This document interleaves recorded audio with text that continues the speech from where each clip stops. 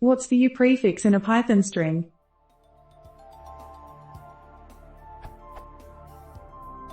Like in. My guess is that it indicates Unicode. Is that correct? If so, since when has it been available?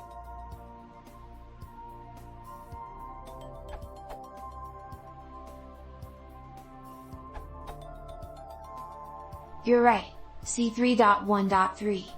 Unicode strings. It's been the syntax since Python 2.0. Python 3 made them redundant, as the default string type is Unicode. Versions 3.0 through 3.2 removed them, but they were re-added in 3.3 Plus for compatibility with Python 2 to aid the 2 to 3 transition.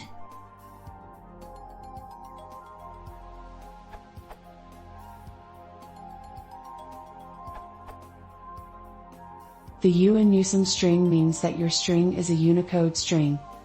Q. I'm in a terrible, awful hurry and I landed here from Google search. I'm trying to write this data to a file, I'm getting an error, and I need the dead simplest, probably flawed, solution this second.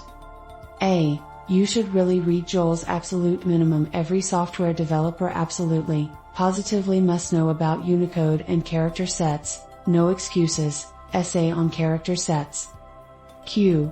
Sri no time code PLS. A. Vine. Try str some string, or some string. Encode ASCII, ignore. But you should really read some of the answers and discussion on converting a Unicode string in this excellent primer on character encoding.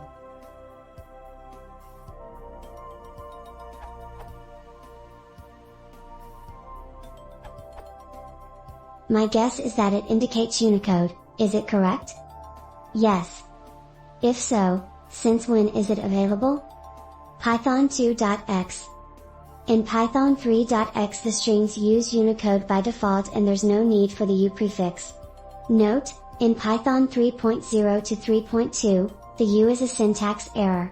In Python 3.3 Plus it's legal again to make it easier to write 2/3 compatible apps.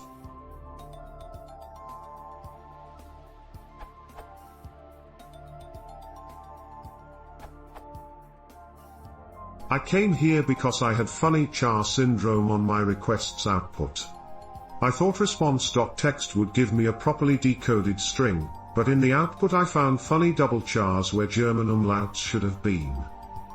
Turns out response.encoding was empty somehow, and so response did not know how to properly decode the content, and just treated it as ASCII, I guess.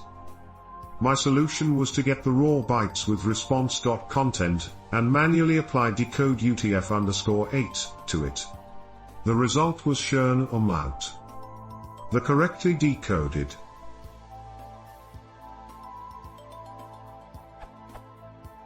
Fear versus the improperly decoded. FAZR.